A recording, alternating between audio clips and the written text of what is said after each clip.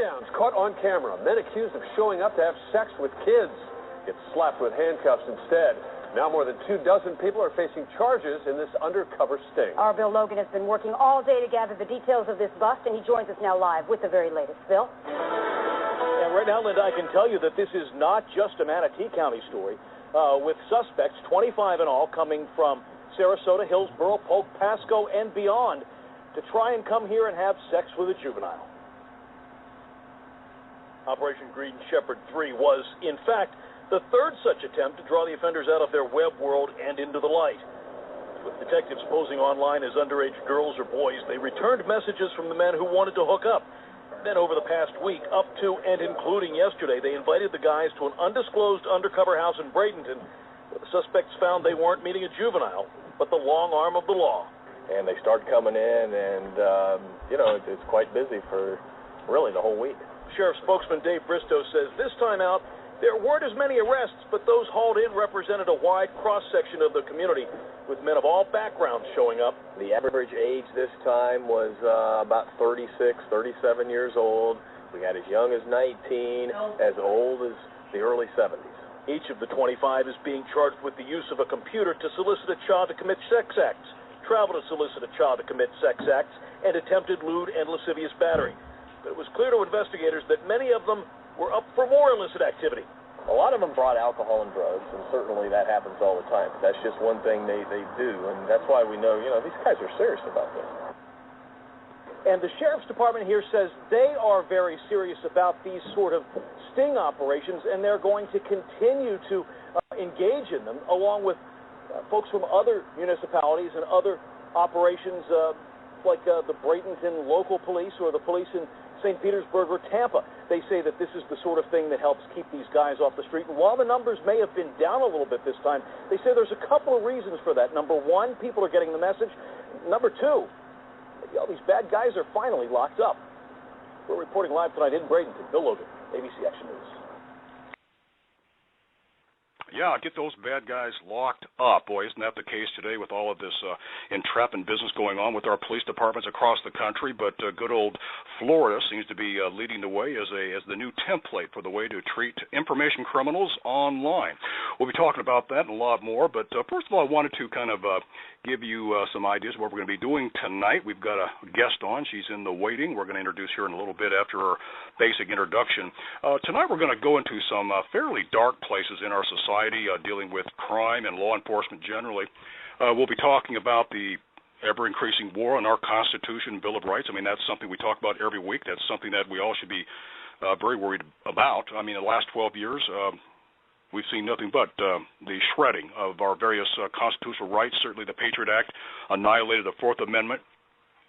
The NDAA of 2012 annihilated habeas corpus and due process, along with the other one or two other Bill of Rights that we have. And quite frankly, we're on that slippery slope downward, aren't we? We opened up that Pandora's box sometime along the way, and here we are. Onward and downward we go. Anyway, tonight we're going to be talking about, again, not just information crimes, but some of the tactics that our law enforcement, excuse me, is using against citizens to help them keep their numbers up. Law enforcement across the country must have some kind of counting system to reward the good efforts by their officers to make sure that they, make their numbers for the week, for the month. And I'm sure some of the things we talk about tonight, you'll see that, in fact, the aggressive nature of our law enforcement today, as far as information crimes go, will be, I think, will amaze you. And we're going to get into that quite deeply as we move into the program tonight. Tonight, by the way, is a special 2-hour program. We're normally an hour long, but there's so much information to cover. We're going to try to cover the most important stuff up front. Tonight our show is called Child Porn as a Political Weapon by the U.S. Stasi police state in its growing war on freedom, activism, and dissent. And by the way, the word Stasi comes from the official state security service of East Germany back when that country existed. They were around after World War II, basically from 1950 to the fall of the Berlin Wall in 1989. But it has been described as one of the most effective and repressive intelligence and secret police agencies to ever have existed. Gives you some idea why I use that name in our title tonight. Tonight we're going to cover some ideas that you may want to jot down. In fact, if you haven't got paper or pencil, I advise you at a time to grab a writing instrument and some paper, because we're going to be going fast through some of this. We'll slow down where we can, but it's going to be an action-packed 2 hours. But keywords like LimeWire, we're going to talk about that file sharing system and what to watch out for, and maybe you should never go there in the first place. We're going to talk about Project Flickr and Angry Birds. These are programs dealing with entrapment. Also, person-to-person, that is P2P, file-sharing networks. If you've got kids, you'll definitely want to make sure that you keep an eye on them for that reason.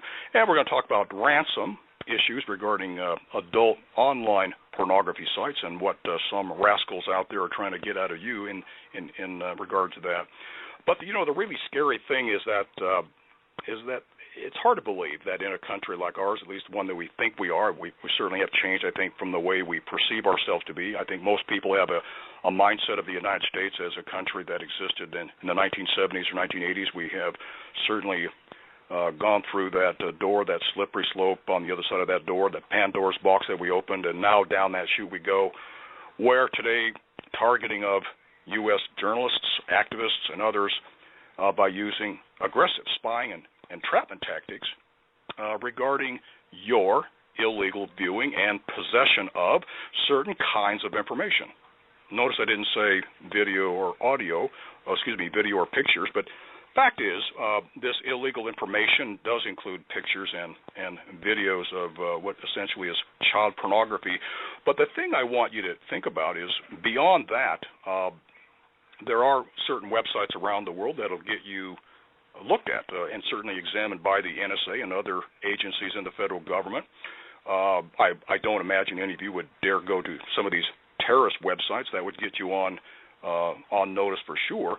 But in the last few years, and the last few years defined as the last 6 years, we have websites like WikiLeaks, for crying out loud, that has been in some circles identified or named as high-tech terrorism operation. Julian Assange has been labeled as a high-tech terrorist. So the definition of terrorist sites and the ongoing expansion of that definition today to include groups like Oath Keepers, certainly includes investigative journalism increasingly, such as the Glenn Greenwald journalism today, his journalism in regards to the leak of the NSA files of the last maybe 8 months or so, and certainly even protesters are increasingly getting on the list of those who possess illegal information. And so it's not just child pornography, and I think that's the big part here, is to think about child pornography pictures and videos as just part of a larger class of illegal information that I think you'll want to be thinking about as you think about the kinds of things that you want to protect yourself from. Before we get too far along, I wanted to summarize last week's program.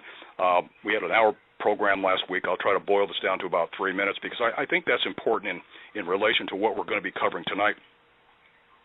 And that title of last week's program, Parallel Reconstruction, the New Stasi Police State Tactics in the United States. Essentially, we talked about illegal NSA spying and the scandal that has come about regarding the NSA's blanket vacuuming up of all data on Americans. That's any and all data regarding your cell phone calls, your regular telephone landline calls, online activities, your writing, your website visits, and so forth. All of that is tracked. Every single American, or nearly every American, has their information tracked these days. That's in the news. Everybody knows about that. But what I wanted to say about the NSA in the news and in the news for the last 8 months is that was all brought about by the leak of Edward Snowden, a former NSA contractor, and of course now, if you follow the news, a political exile in Russia. Good reason to be there. I'm sure he has those reasons. His leak to us showed the enormous scope and methods in scooping up nearly every citizen's information. So keep in mind that all of the NSA spying, and that was and continues to be, that we talk about today, it's in violation of federal FISA law, and the United States Constitution. That FISA law, that's the Foreign Intelligence Surveillance Act, came about in 1978, was modified by the Patriot Act in 2001, allows the government to spy on individuals who have connections with foreign contacts, and that was set up by the law, but it's been violated since. The NSA does a great job of vacuuming up almost everything that they can get their hands on.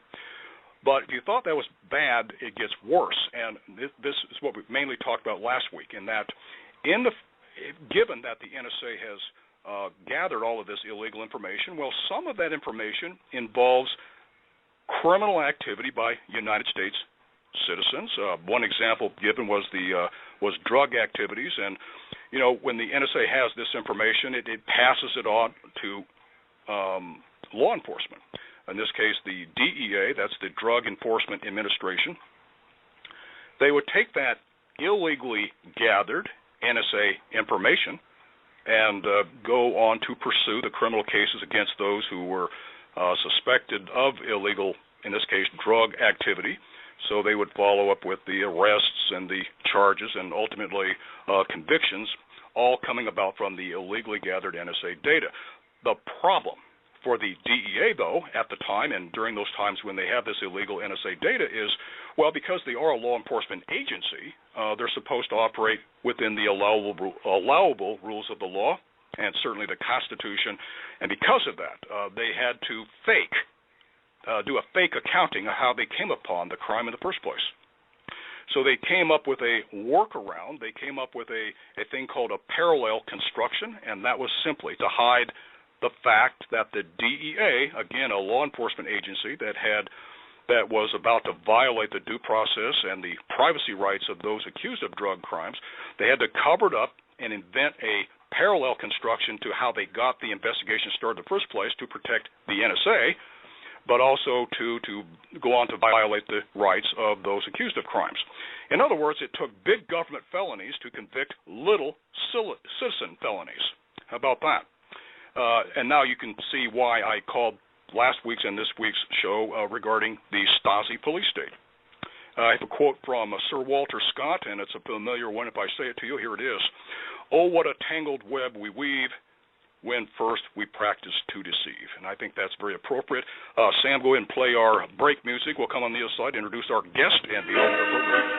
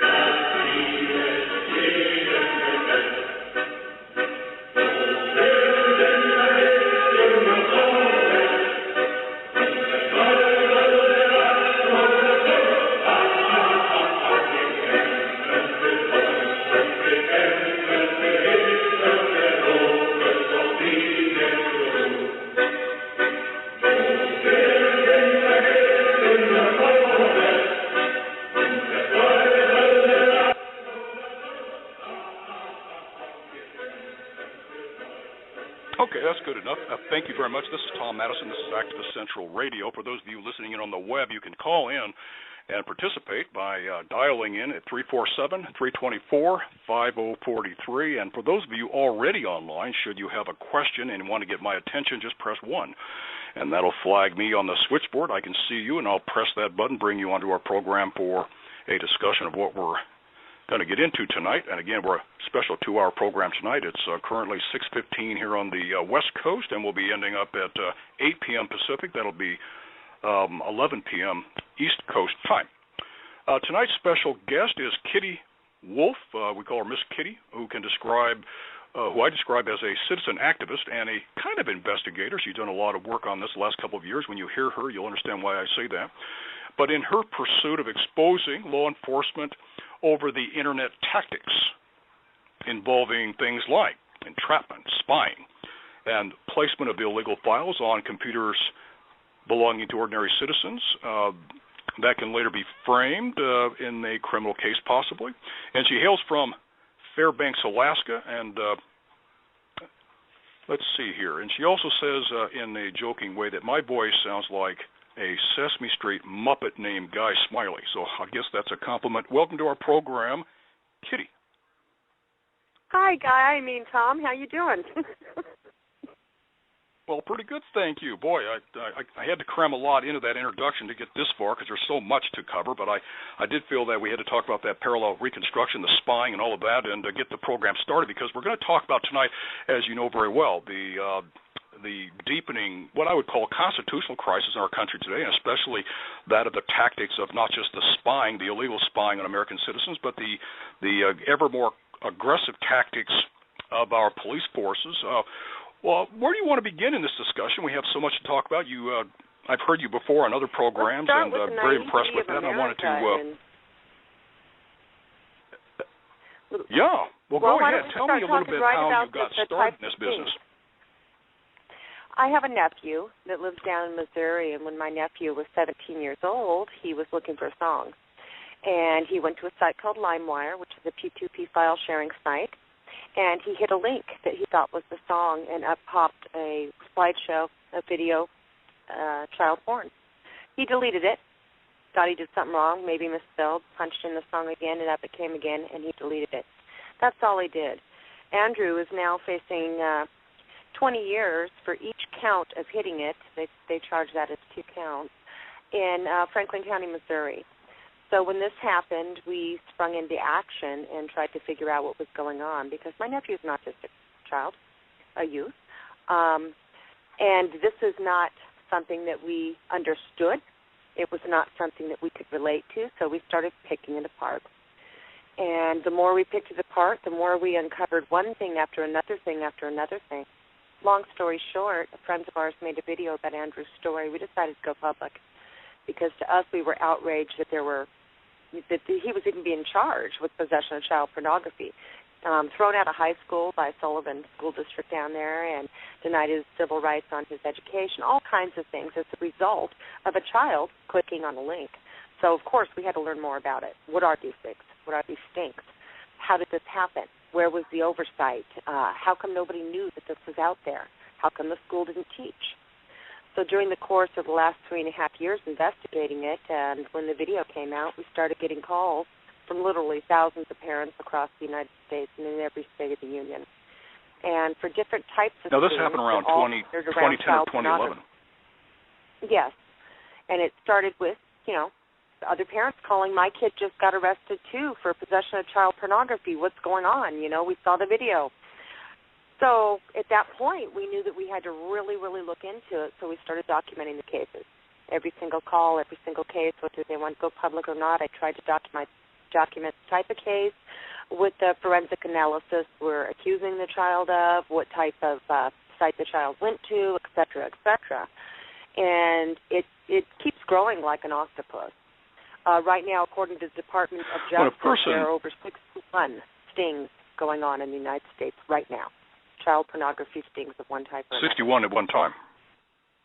Right now. Let me ask you a question. You mentioned getting somebody accused of viewing child pornography. You mentioned, just briefly touched on it, the counting, the way they go about counting the crimes. That is the counts of the indictment against you. There are special ways of counting child porn points, if you will. Call it points. That will eventually add up to how much you serve in time. But can you go over that a little bit if you know anything about that? Well, here's how they do it. They track your IP address. If you hit on a picture once, even if you delete it the second you see it, that's one count. If it is a slideshow or a video, that can go into more counts depending on the type of subject matter that particular image is capturing, or video or slideshow. Okay? In my nephew's case, he clicked on a link. It wasn't the song. He deleted it, clicked on, deleted it. But it doesn't always end with 1 or 2 counts. Every time that you hit, that is a count. Okay? He has the least amount of anyone documented to date that's ever even been attempted to be charged with this. There are other cases where the children hit on LimeWire, FrostWire, BearPaw, any P2P file sharing site nowadays. Your chances of hitting it are pretty darn good. And they've downloaded pictures. Hey, Joey, look at this picture I found, you know. They'll send it to their friends or whatnot. Now, these are kids that don't even know about sex. And it doesn't matter whether the child porn, but it doesn't matter whether the child porn viewer is a teenager or not. Maybe a teenager wants to look at other teenagers, naked teenagers, but that's a big no-no, isn't it? Your internet provider. And by the time they hit your front door so that you know that you're being raided by 5 different alphabet soup agencies, they have followed your IP address. They have a thick file in their hands of everybody you know, when you were born, all your known associates. Now, this is just the person that subscribes to the IP address. Okay, in Andrew's case, it was my sister-in-law, Sue. They had a file on her. They knew how many times she'd been married, her known associates, where she went to school, what job she held down, any traffic tickets, the whole gamut. Okay? Then they raid your home. And during the raid, there's usually 5 different agencies, everybody from ICE to FBI to a local police officer to an ISAC officer, and sometimes one that is assigned to a universal joint task force, a global, okay, because the problem is worldwide and the task force are worldwide. And we'll get into why that is and the agency camaraderie, if you will, in a little bit. But, okay, so they're raiding your house. They followed your IP address. Then they have to track down which device. So immediately all of your devices are confiscated, be it a cell phone, a smartphone, any hard drive that you have. All computer and electronic equipment is taken. They're supposed to ask some key questions now, Kitty? but in the beginning phase, they didn't. Okay, Kitty, I want to pause here because you're going down a great path here, but I wanted to back up because just a second ago you kind of introduced the fact that we don't teach our kids to be cautious about these things and basically educate them. And I brought on to the call, the radio call this evening, a Gail from outfit called Caution Click. Gail, are you there? She's wonderful. I'm here. Hi, Kitty. Hi, Gail. Are you there, Gail? Great. I know that you know Kitty from previously. I do. Well, Gail, I wanted you to introduce your organization because we're talking about educating not just kids, of course, everybody. Caution Click is the obvious name there. It means a lot. But maybe you could go into what Caution Click is all about briefly, and then we'll go back to Kitty. Please, Gail, go ahead. Tell us about Caution Click. We are an organization of individuals just like Kitty. We are family members and community members that have been affected by these sting operations where someone that we know and love has been caught up in the child pornography possession frenzy. We advocate for evidence-based policies to support changes in the charging structure and sentencing for child pornography possession offenses. The U.S. Sentencing Commission in 2012, I think it was 2010, 2011, they did a study, their own study, and it was published in 2012, at the beginning of 2013, a 468-page report where they actually looked at all of the sentencing guidelines that are used to date federally to score an individual. So they put the charging, they put the sentencing. It triggers a sentencing guideline. And if you read this report, and you look at what they've created in recommendations, is that when you look at these possession only or what they call non-production offenders, these individuals should be looked at differently than the production offenders. So they're saying... Okay, now, Gail, before we get too much deeper into this, basically, how do people find you? Because you're now the CEO of Caution Click. You're a national organization, and you have a website. How can they find you to get hooked up with you and start, joining the effort that you're putting forth to get these laws changed in great ways? You can just go to cautionclick.com. And cautionclick.com? Correct. And our website is currently our new website is under construction, but I believe the existing site is still up and running. You can make a contribution. Always contribution is very welcome. We need funds to do the work. But there's a lot of information on there, and it's growing all the time. We have a member call the second Monday of the month, and that information is always published on site. And if you sign up, you'll get an email that gives you all of the specifics. If we're going to have a guest speaker, a specific topic, or the agenda, it's always on there. But at the second Monday of the month, we have a call, and we talk about the work that we're doing, what's going on. We've been very active in writing, and putting information forward to the USSC. We address different legislators and provide information. Our focus at this point has been educational. We do support the guidelines and the recommendations of the USSC. Our ultimate goal and push is to have non-production child pornography viewed as a different class of offense. We're hopeful that it won't be a public registry offense at some point. It should be sentenced And tell them why differently. that's important. Gail, tell them why it's important. Tell them why that is important and why it should be why that it should way, be because that the average different person doesn't know. Okay. Well, first of all, if you look at this from a law enforcement perspective, a legislative perspective, or from the general public's perspective, they don't recognize that there are different levels of culpability within the child pornography realm. Just as they look at all sex offenders as a homogeneous group, thinking, everybody is the same, they are not. There are different levels of risk factors. But when you're looking at the CP, or the child pornography population as a whole, those that are purely possessors of this material have the lowest risk factors for recidivism and for the potential of having a hands-on offense. The numbers, as I recall them, I think the research still supports that someone that purely views child pornography has about a 2% or less chance of ever having a hands-on offense. And if you're looking at, whether or not they'd actually ever look at it again, I think it's somewhere 3-4%. You compare that to any other type of offense, and that's minuscule. No one's condoning the behavior. Gail. This is something. Yes? Sorry. How many people are in federal prison today? Do you have any numbers on that? Because it seems like that's going to be quite large. In fact, I would also say it's probably the biggest, newest area to grow up the numbers of sex offenders in prisons, wouldn't you say? I don't know the exact number, how many are in federal prisons or how many are in the individual state prisons, but I will tell you that last year the FBI said that Internet offenses, these Internet sex offenses, are growing at a rate of 2,501%, which I think is very interesting because if you look at sex offenses overall, they are going down.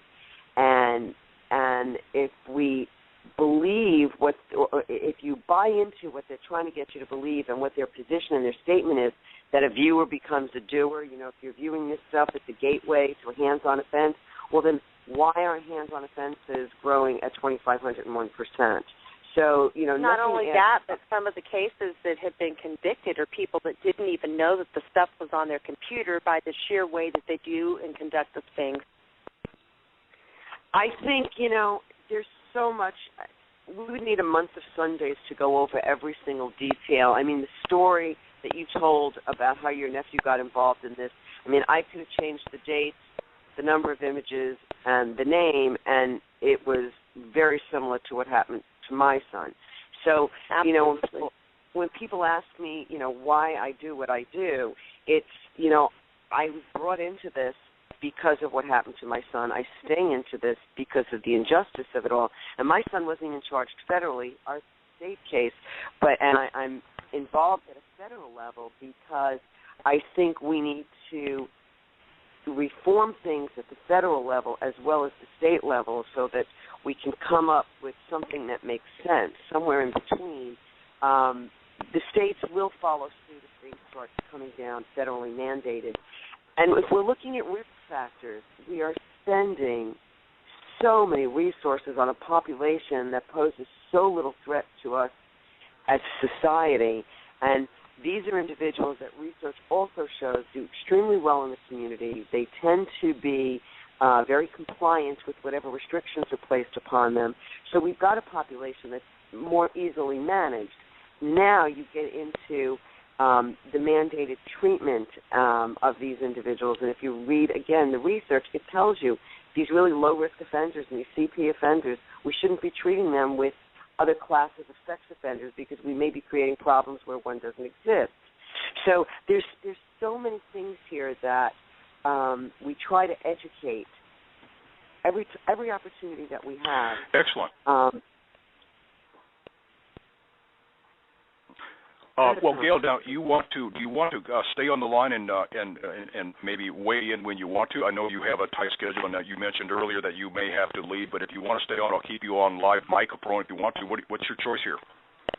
I'll stay on for a little bit. I will tell you, I won't stay on past 10. I've just been up since 2 a.m. and I need to. All right. Well, we'll leave the mic open with you. You can weigh in when you want to. You're on an open mic. Thank you. Very good. Okay. Well, and thank you, and you're on open mic, but go ahead. We're going to go back now to Kitty, and please continue. This is the big topic area. Maybe you could guide us along how you want to cover this, and then steer us through the material you want to cover with us. Absolutely. First, let me say that a beautiful thing that's happening right now to help garner that education that Gail was speaking about is different groups that have similar goals in mind are coming together. I document the children of the state.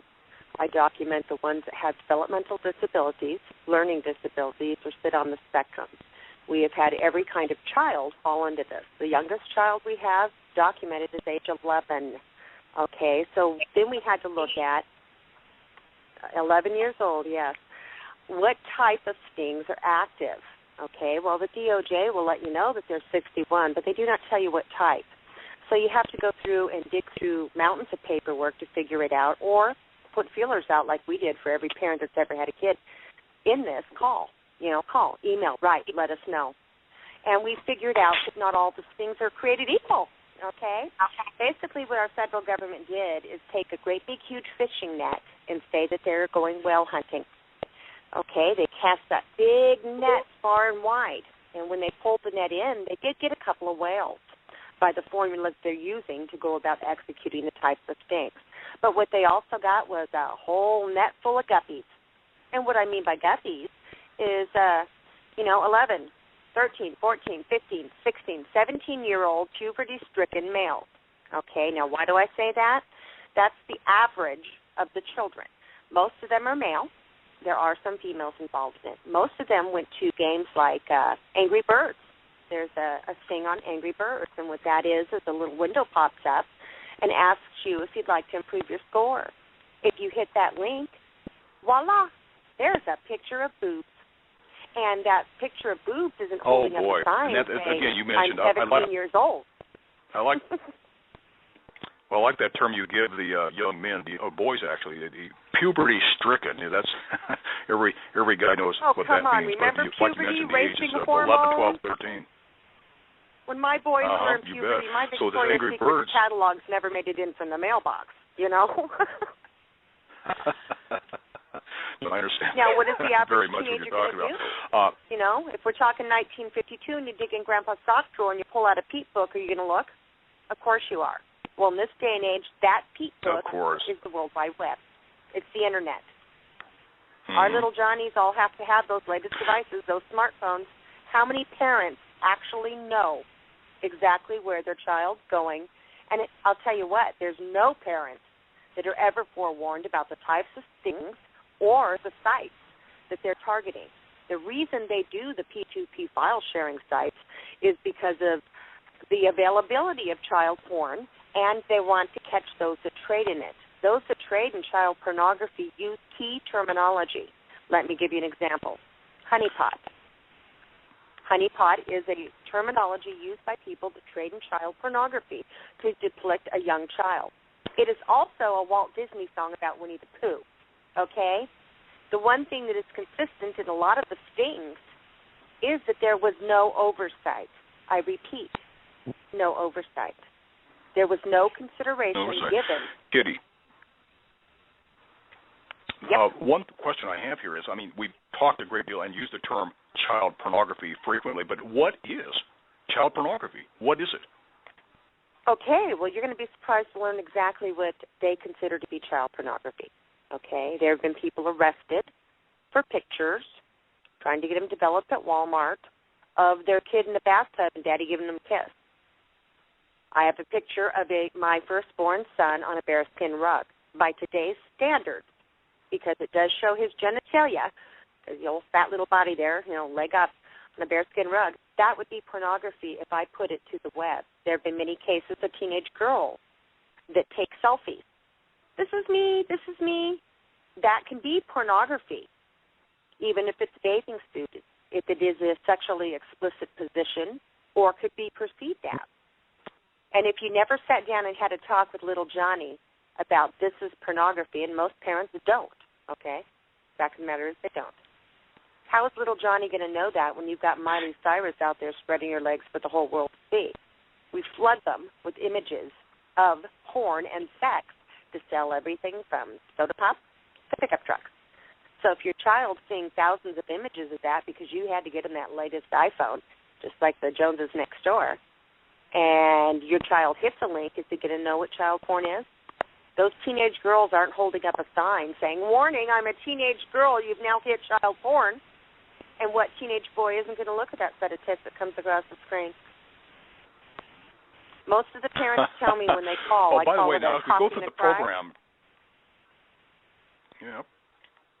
now as we go I through the call it program coffee tonight, and cry. we have There's in the quite a morning few that goes callers by that that I come in. don't. Oh, yeah, by all means. Okay, yeah. So we got Chris from Florida. Chris, if you're on the line, go ahead. You're on with Kitty from Alaska. Yeah, another form of stings they're doing, I found it ironic when I called in. There was talking about a Manatee County sting they did in Florida.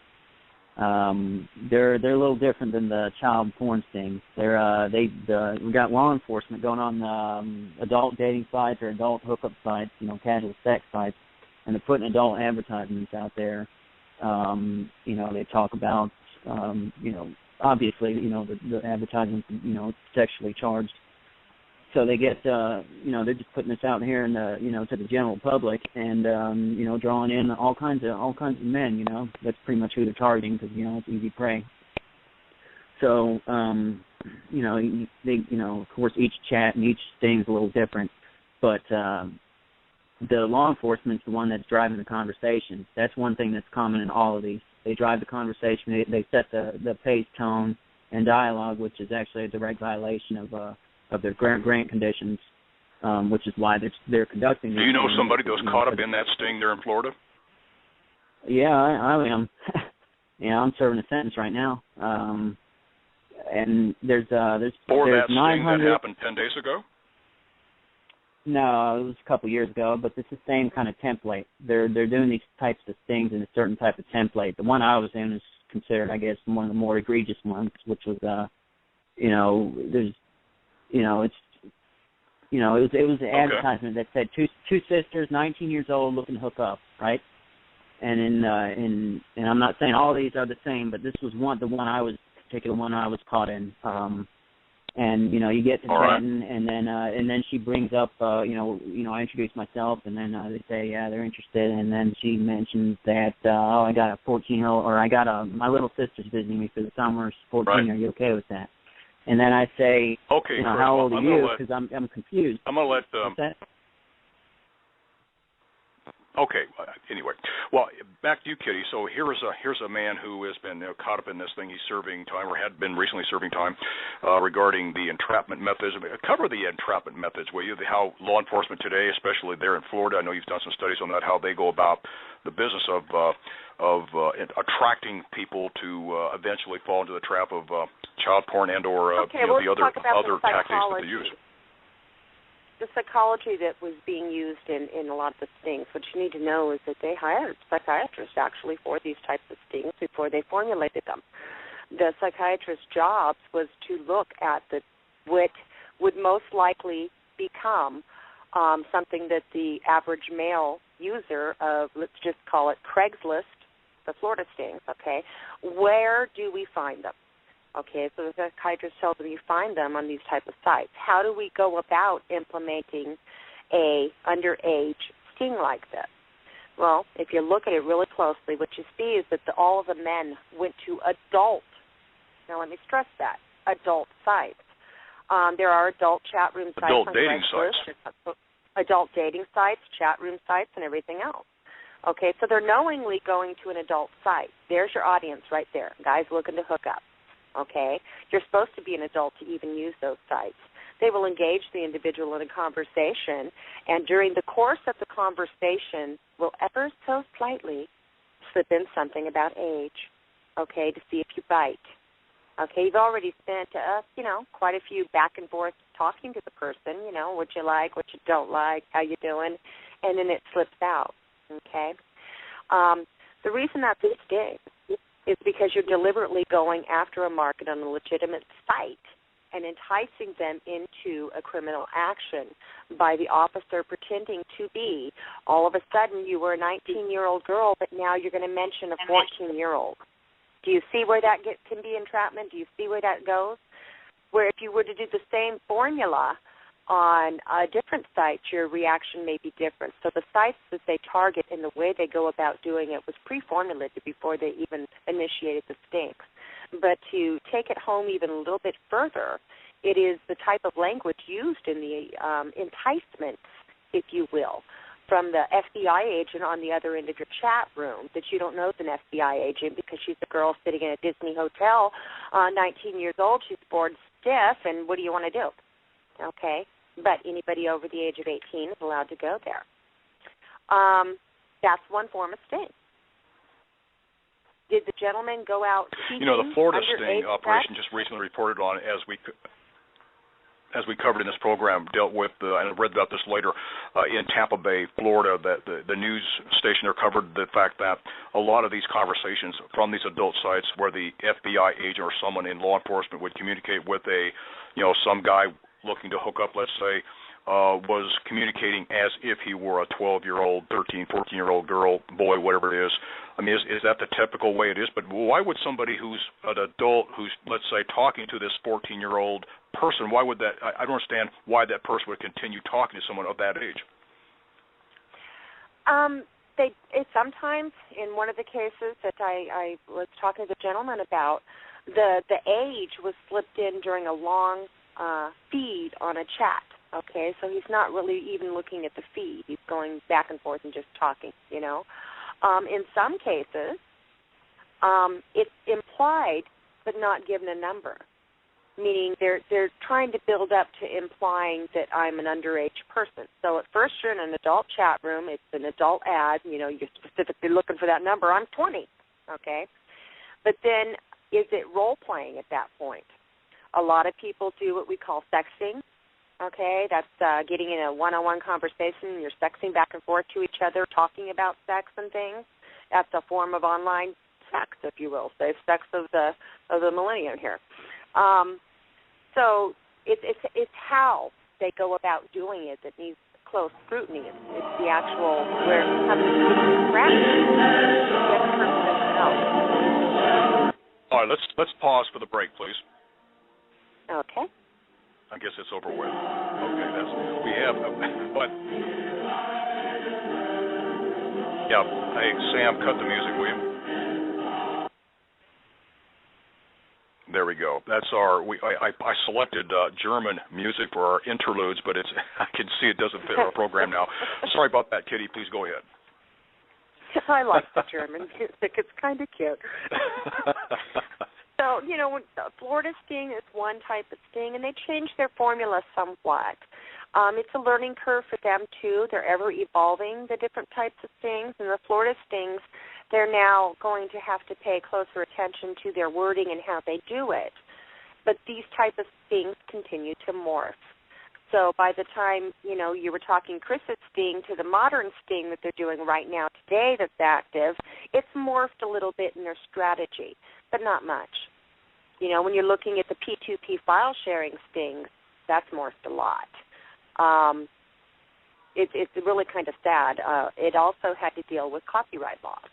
We know that if we download an album and somebody puts it on a P2P file sharing site and you go ahead and take that album, that there are royalties that aren't being paid to the entertainment industry. It was this premise that they did their very first things like this with on the P2P file sharing sites. The government had two problems they had to deal with. Child pornography, one, and copyright infringement, and you had lobbyists and entertainment communities, which are very big, screaming and yelling because they're not getting every nickel from those sites that are being traded by little Johnny on file sharing sites.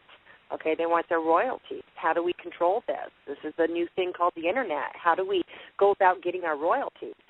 You know, my generation, it was Napster, you know, and for those of you that are younger than 20, that was our first record album stealing site. Now it's a little bit different. Well, my generation was playing old 48s and the old vinyl, so I'm I'm ancient by your comparison. Yeah, I remember when songs came out. Okay, I want to bring on. High tech. You're giving our age away here, Tom. Well, I got Walter on the line. He's from Massachusetts. We're going coast to coast here. Walter, you're on with Kitty from Alaska, and it's we have some timing issues here because of distances. Go ahead, Walter. You're on with Kitty. Hello, Kitty. I'm sorry to hear about your experience, and I just want to, if you don't mind, I just want to say a couple of things. On these sting operations, I mean, it should be very clear to all of us that, you know, the law enforcement community is out of control. They justify these operations with very few of these types of offenses taking place deliberately. Now, innocent young people are being caught up in it. One of the biggest problems that I have... Yes. And one of the biggest problems I have with our government in its entirety today is they've seemed to lost touch with the fact that they work for the people. They don't tell the people. We tell them. And I think that parents, any parent, you could go door to door, and any parent that heard these stories face to face, one-on-one, they would join in your cause because their kids, especially if they have teenagers. And secondly, I think I also would like to say that I think the government is way too far up everybody's butts. They don't need to know our sexual practices. They're not hired to social engineer the American society. They're hired through the Internet. No, Walter, you want to shape that into a question. About Go ahead. you out there. From the Internet, they're claiming it all. Well, yeah, and, you know, I what do you think? Do you think we Americans should block out all these foreign sites from, you know, well, you Americans know, we have the technology accessing? today do exactly that. We have I'm going to make you all very mad right now. Okay, here's the deal. With the modern technology that we have, including the NSA, okay, we have the technology to systematically take out any of these pictures, pornographic material, child porn, before it even hits the web. But we're not using it for that, number one. Number two, this has more to do with control of the web and control of the people and feeding the private prison industry complex, which is a big, huge, fat, silly pig in our country, okay?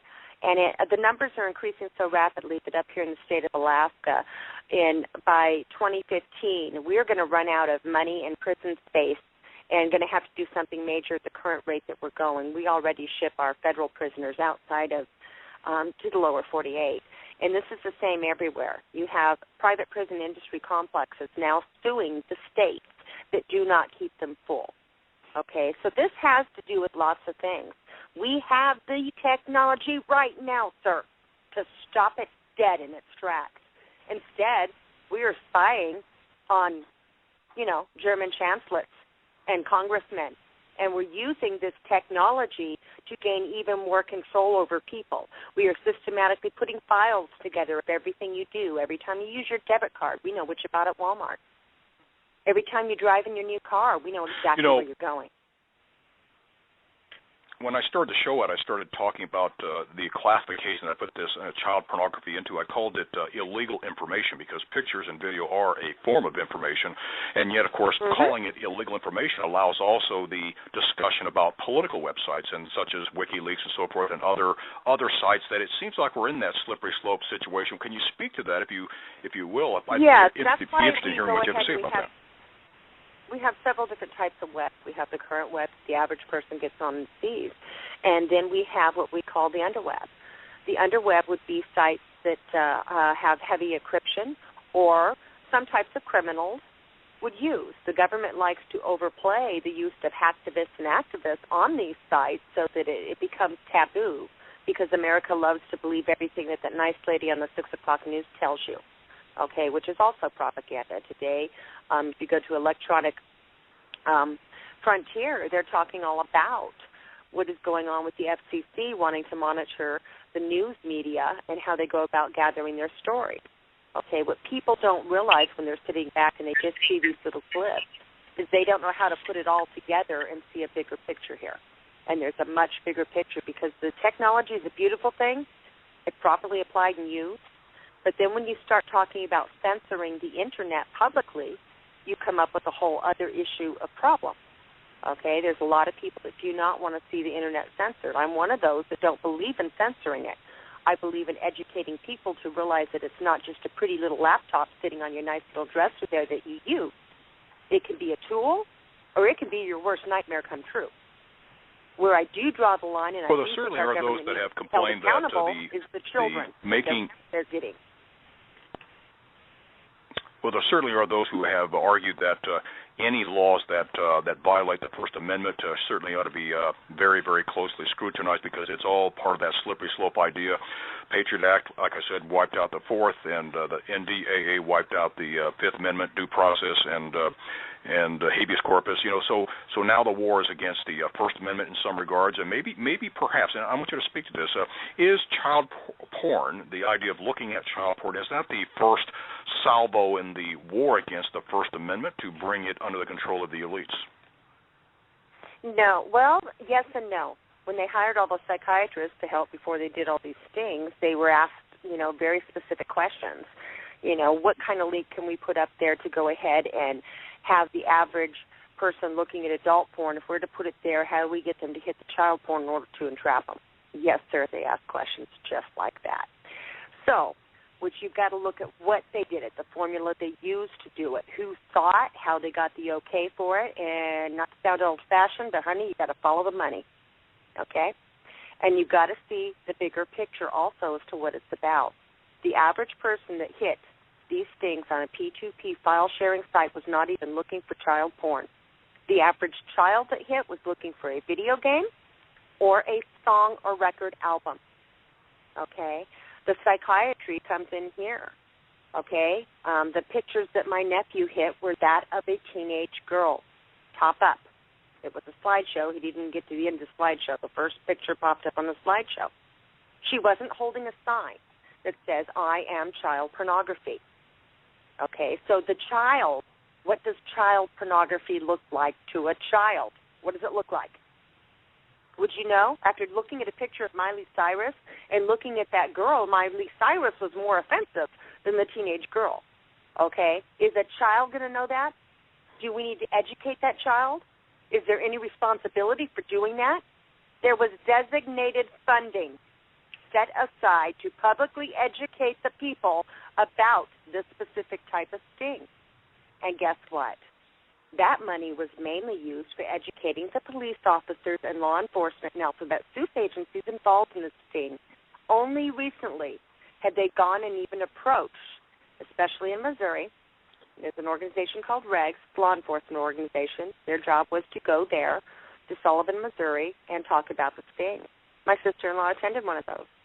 They didn't talk about the sting. They talked about selfies. They did talk about your naked photo going to be out there to the kids. Don't put anything out there you don't want. But when specifically asked about the stings, They said they didn't know what she was talking about. When she asked about LimeWire, the response was, LimeWire is illegal. Let me correct that. Kitty, LimeWire is not illegal. Kitty, this is Gail. First of all, LimeWire has been shut down. LimeWire doesn't operate anymore, but you've got a million others that just pop up and take their place. Absolutely. You've made so many good points, and let's hit on the education element just real quick. I spend a lot of time with the legislature here, specifically in Florida, now moving more on a federal level. But interestingly enough, they don't believe it's their responsibility to educate. Some of the examples that were given to us, you drive down the highway, and you'll see billboards of, anti-abortion billboards. You'll see billboards about don't use drugs. You'll see don't drink and drive. You'll see, a million different educationally, public service oriented billboards. They are put up by special interest groups, the ones on heart disease by the AMA or the American Heart Association, or you have Mothers Against Drunk Drivers or whatever. So the legislature and the government and law enforcement do not believe it is their responsibility to educate to the dangers of the Internet. Now, as a mother, I feel such horrific guilt that I wasn't informed and I wasn't aware that I didn't even have the tools to be able to say to my son, listen, be very careful what you look for, what you click on, what you touch, or where you go, because the Internet is a very dangerous place. I only recently became literate enough that, I'm thrilled when I can attach something to an email and send it. And it gets to wherever it is I've wanted to send it. We come from a very different generation. We are not the computer generation. We don't understand the dangers of the Internet, and we're not doing a good job of educating anyone as to the dangers that are lurking out there. Yes, there are First Amendment issues, and the press, freedom of the press, they're going to fight that tooth and nail for any kinds of censorship to bring this stuff down. We have issues with not just looking for this stuff on peer-to-peers, but if you're just out on the open Internet and you put in search terms, which, when we're dealing with children and we're dealing with teenage guys especially, they don't use terms like man and woman. They use terms like guy and girl. So they might put out, sexy naked girl, hot naked babe, hot teens, naked teens. They're going to wind up with pornography, and they're going to be children or individuals that are underage. And also research, and I keep going back to research because that's what we have. The other side of this argument, the government, the law enforcement, the legislature, the general public, there is absolutely nothing that they have on their side of the argument that supports their overreaching, that supports the behaviors that they're doing to entrap people or to create criminals. It is driven, I think, by the prison industry, because I think I remember reading somewhere that prison is like the second largest industry in this country, and it's either the second or third in Florida, and growing. And you talked about how there are these private prison companies that are suing states or governments because of the fill rate. A lot of the contracts include a 90% or a 95% fill rate. So whether those beds are full or not, the taxpayer is paying for them. So private prisons is just not a good idea. But, we call it the Department of Corrections, and this is something that there's been so much conversation about here in Florida. What are we correcting? Where, incarceration has been proven to increase recidivism, you put out better criminals. You're not changing anything. You're not correcting any behaviors. Our whole mode of punishment and crime management in this country has gone haywire. I think that this is a conversation. We've hit the tip of the iceberg, and I'd like to see it continue at other times and get more involvement. I'm gonna say goodnight.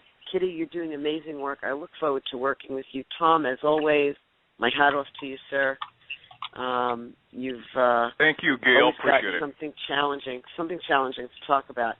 check out our site. If I can, you can contact me through that. You can just shoot an email to gail@floridaactioncommittee.org anytime, and I'm happy to answer any questions. But, Kitty, keep up the good work. You're doing really fine stuff. Thank you. Thank you, Gail. And thank you, Gail. Good night. And that's Gail with cautionclick.com, and go check it out, folks. And anyway, back to you, Kitty. And by the way, Kitty, we've got some other callers who have come on the line here. Sam and Marlene. Sam from Florida, Marlene from Oregon. Either one of you, go ahead. Go ahead, Marlene. Okay. Well, one of the things I wanted to bring up, Kitty, was that since I can remember, religious zealots and very fundamentalist people have wanted to ban adult porn. And this has been a discussion for years. And I think that the construction of the language for sex offenses in terms like CP, child porn, sex offender, pervert, predator, and pedophile, I think these, and sex offenders in present tense, I think all of these things are very interesting that this is the way that they designed it. And when you say that a child is is up to 18 years old, they're a child, that's really pushing it. If you know anything about physics, physiological beings, a child right. is... Not only that, but you've got to look at the amount of developmentally disabled people. My nephew is what we call a forever child. Emotionally and mentally, he is a child of about between 10 to 14 years of age. Okay, he plays with Legos. He has a very soft-spoken, uses very short sentences to talk. He's autistic. Okay, so when we're talking about children, I think that we also need to encompass into that the developmentally disabled, those that sit on the spectrum. Just because you're physically 18 does not mean you're mentally 18. Andrew's a virgin. Was not even looking for sex. Okay, he's looking for a song. There's a huge difference in how you need to treat people and the considerations. And one of the things that they need to look at while prosecuting these cases are the consideration of intent. Okay, was this person intending? Did we find a gazillion pictures on his computer, or was this simply 2 clicks of a mouse on a link? Okay, many of the children that are involved in this, and when I say children, these are people that hit the links while under the age of 18. Okay, most of the children that are involved in this, a huge percentage, over 65% of them, have one form of developmental disability or another, or could be labeled slow. Okay, so maturely, they're not even looking at that. When you talk to the parents about these type of kids, they never taught about porn. Most of them never even taught about sex. They didn't think they had to. But they went out and bought that kid that latest gadget, but had no clue that they needed to even talk to them about what sex is. In fact, when we showed most of the parents a clip, and there's one on YouTube that you can get, what the average kid sees on a computer or a cell phone within a 1 hour period of time, how many sexually explicit pictures.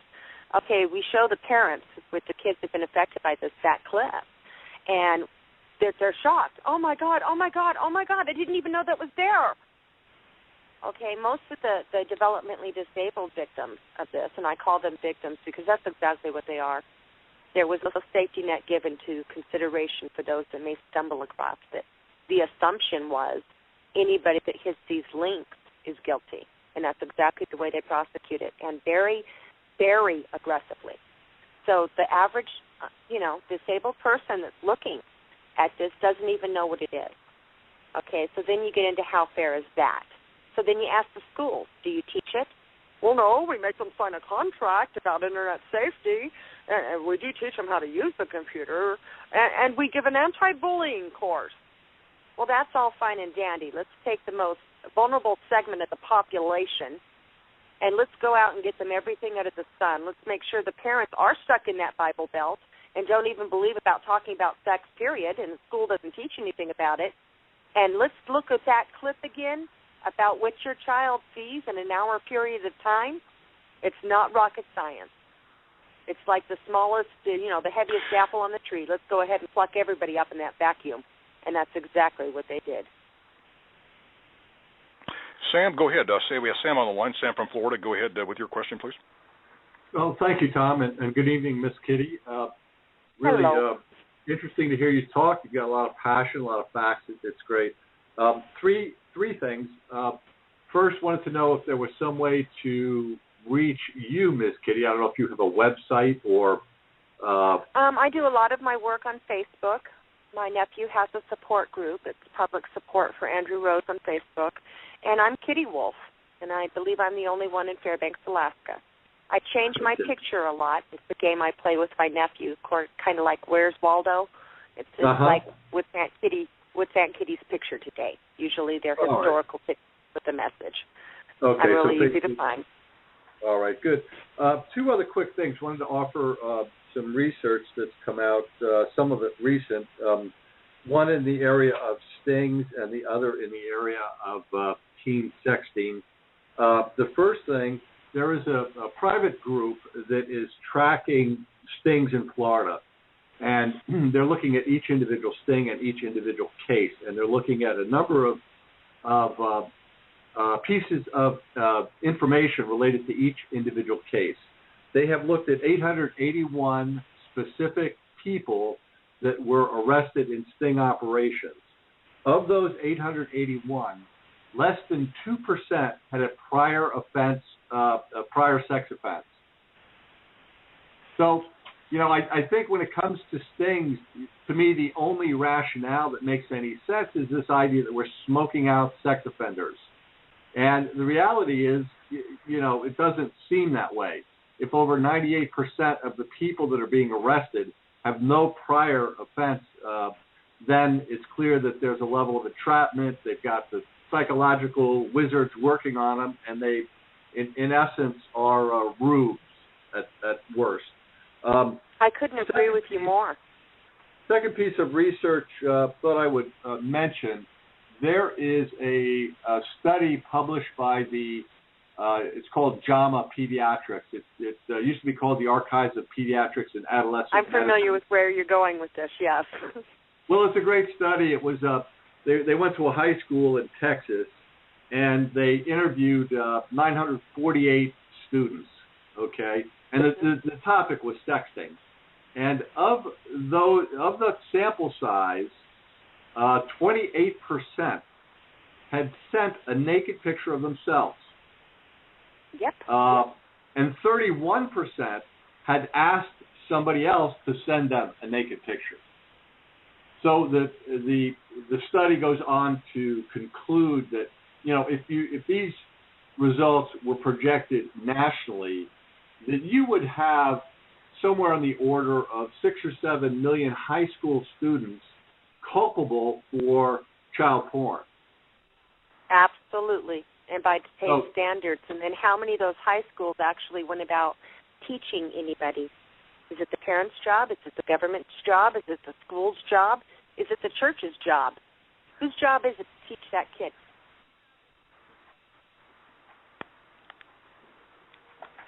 Good question, well, that's a good question, and it is a good question, and I think that it's partly answered. I think you've already pretty much answered it. Of course, it feeds a prison industrial complex. It feeds employment by law enforcement agencies, certainly prosecutors, judges, the defense attorneys.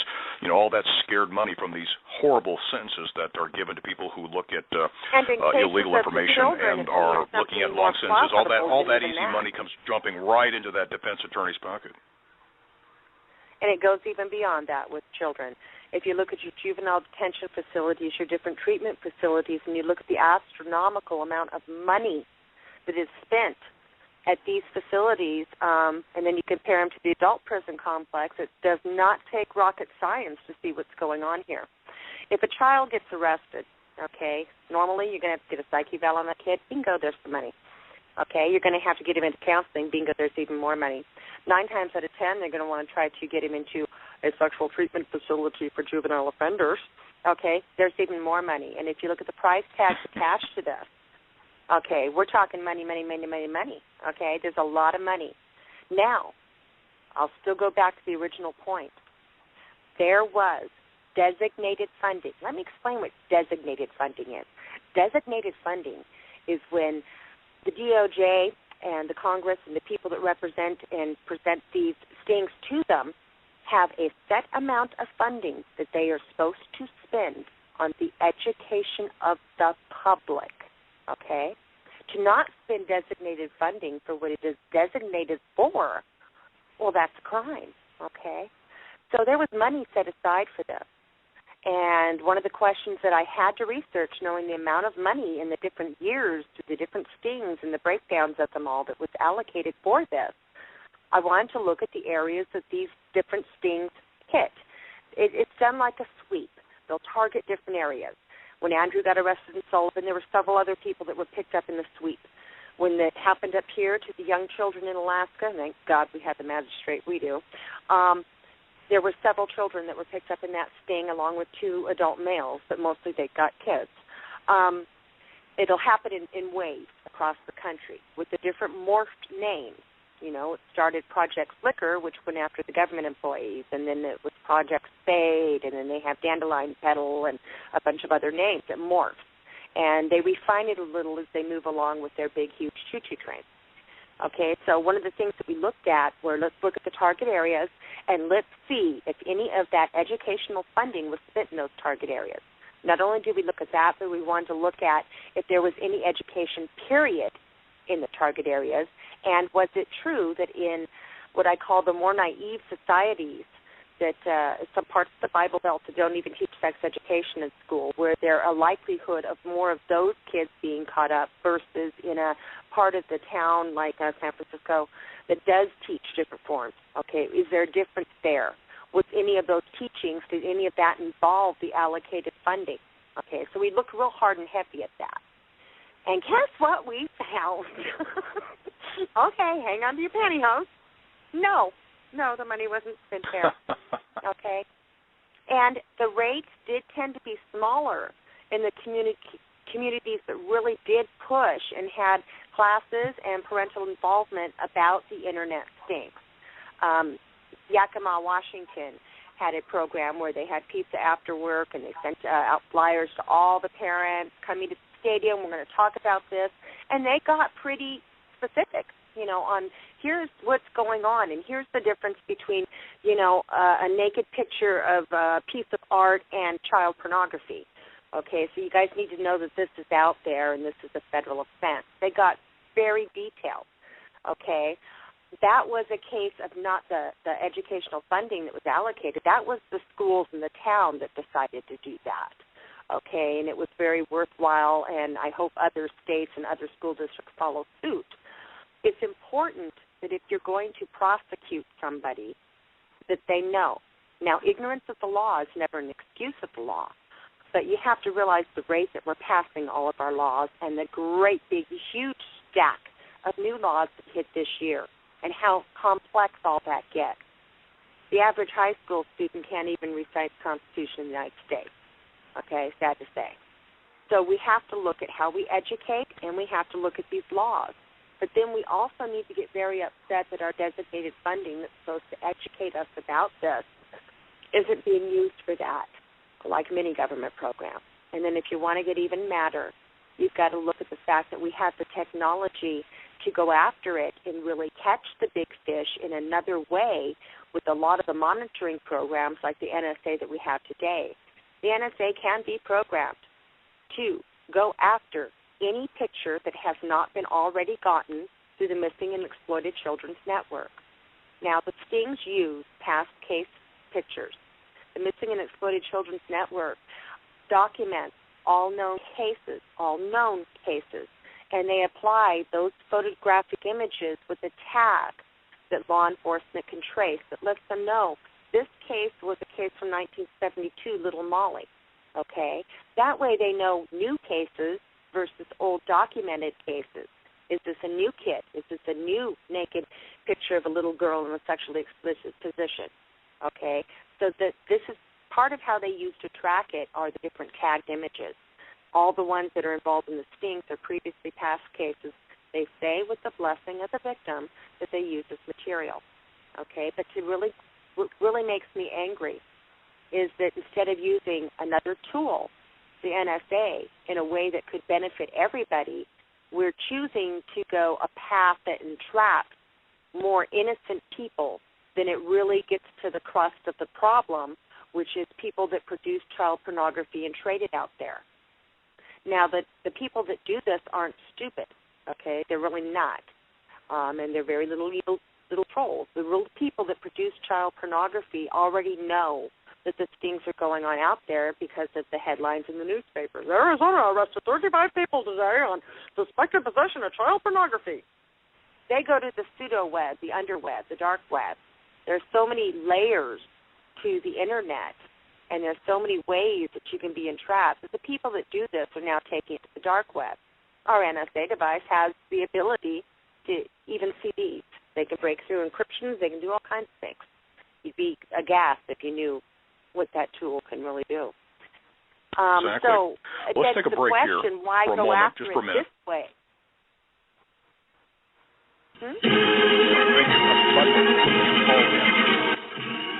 No, turn that off, please, Sam.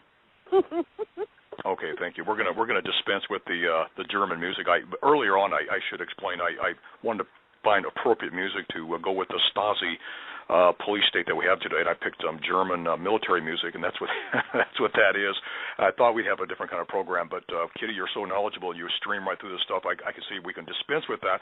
And by the way, for those of you on the line, if you want to weigh in and make some statements or ask some questions, press 1, and that'll put you in front of me, and I'll be able to see you and pick on you, and you'll come on and talk to the rest of us online here on this February 20 day, and we've got Kitty from Alaska talking about child pornography in the police state that we live in today. And by the way, we're going to go to a call, Kitty, before you continue on where you were. If you can mark the place where you were, we're going to go on with a Mike from Oregon. Mike, you're on the system here. Go ahead.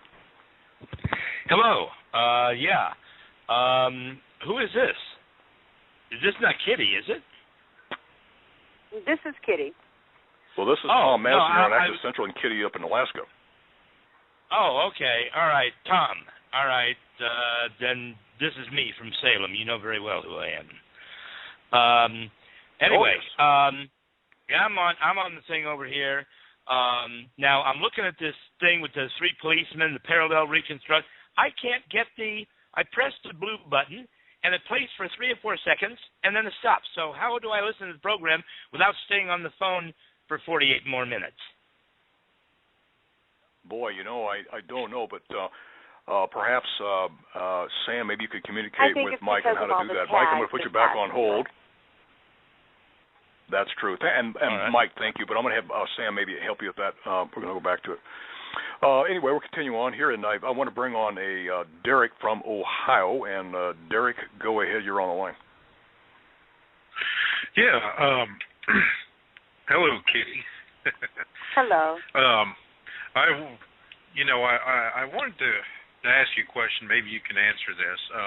I hear this an awful lot from individuals, and you probably have heard this as well, that the biggest distributor of child pornography in the United States is actually our federal government. Do you have any, do you have any kind of information to sort of verify the statement that I hear? Okay, there was a couple stories, and they were floating around the web, and there's all these documented in my nephew's room, Public Support for Andrew Rose. You do have to ask to get let in there. I'm kind of picky about who goes there because he comes in for support. Yes, there are several cases where the federal government in a sting actually produced child pornography. What they did is they had taken down a website that distributed child porn images, and they actually ran it for, I believe, 2.5 months. And so this is a case of the government, in order to follow the trails of all the customers and net them too, not just the people that were producing it and stick it out there. We're going to go ahead and we're going to look at everybody that ever got, and we're going to run it. And while we're running it, we're going to go ahead and continue that we're pretending to be this producer, and we're going to keep sticking it out there. So anybody that hits, why we've got a hold of this site that we've taken down, we're going to stick these naked pictures out there. I'm going to put them on our old Sting formula and stick them out on P2P sites. Let's go ahead and make this one a real big bust. Got to justify those dollars, don't you? So what they did is they went ahead and they ran it. And, of course, they netted everybody and their brother. Not only did they take down the site, and they ran the site. Okay, so they got their big fish, this big site that was pushing it, but they went ahead and ran it.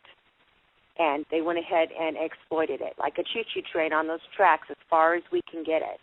And with the knowledge the FBI has, they could go ahead and take that and go further than what the site itself was initially doing in a guise to entrap people. So not only did they use the formula the site itself was using, but they added their own formula template that they've been using through the different morph stinks.